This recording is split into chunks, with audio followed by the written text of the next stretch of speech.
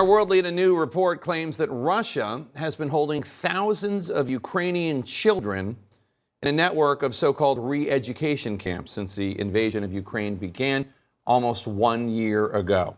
This report from Yale University and the U.S. State Department details Moscow's efforts to relocate and re-educate the children, and in some cases forcibly adopt out or militarily train some of them.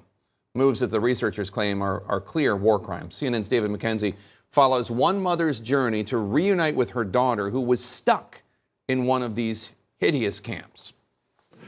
Weeks ago, we first met Tetiana Vlaiko in Kyiv, in a shelter for displaced families. All of the mothers here separated from their children by the trauma of war. Emotions overwhelmed me when Lilia left. When I realized what was happening, it terrified me. All I wanted was the best for my child at the time. Her 11-year-old daughter, Lilia, stuck in a Russian camp in occupied Crimea. All the lessons are in Russian. At first glance, the retreat seemed like any other summer camp. But the loyalty expected from Ukrainian children is crystal clear. Part of what a new Yale University study calls systematic re-education efforts. But Tetiana and Lilia's story begins a year ago. Their hometown of Kherson fell quickly to advancing Russian troops. Within days, the occupiers began a campaign to Russify the population, often coercing thousands of parents like Tetiana to send their kids to the camps. But when Ukrainian forces took back Kherson in November, Tetiana's daughter was on the wrong side of the front line. We provide rescue mission for children who were abducted now in Russia Federation and in Crimea.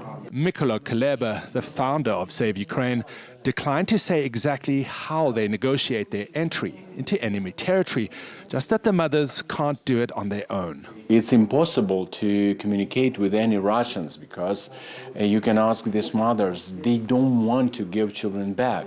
But Tetiana was ready to take the risk. I'm worried, of course. You cannot even imagine my emotions inside. It's fear and terror. It's emotional that I could see her soon, and this is a big deal for me. 11 mothers and one father, putting on a brave face, but theirs is a perilous route.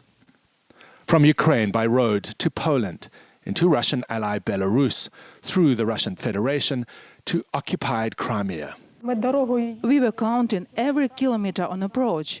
I could feel it with every cell in my body. I was very emotional when we were closer and closer. Save Ukraine spent many months planning this moment.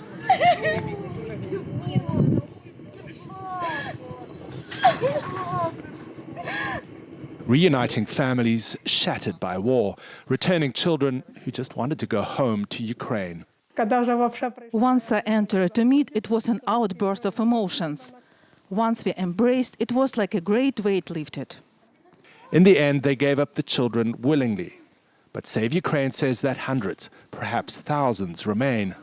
Our two countries are at war, says Tetiana, but there are good people everywhere. You know, Jake, when the mothers were offered for their children to go to these camps, many of them were very conflicted about it because it got their children away from the front line, from danger in many cases. But because of this war and the fluid nature of the front lines at that time, many are now separated from them and having to go on this really desperate journey through multiple countries to get their children back. Those camps insist that the parents come to pick them up. You can kind of understand that. The Russians are calling this a State Department Yale study absurd. They say they are just trying to keep children safe. But there's clear evidence that there is indoctrination going on in this camp, and it's part of the policy of the Kremlin to make those parts of Ukraine basically Russian. Jake? All right, David McKenzie in Kyiv, Ukraine, thank you so much for that moving report.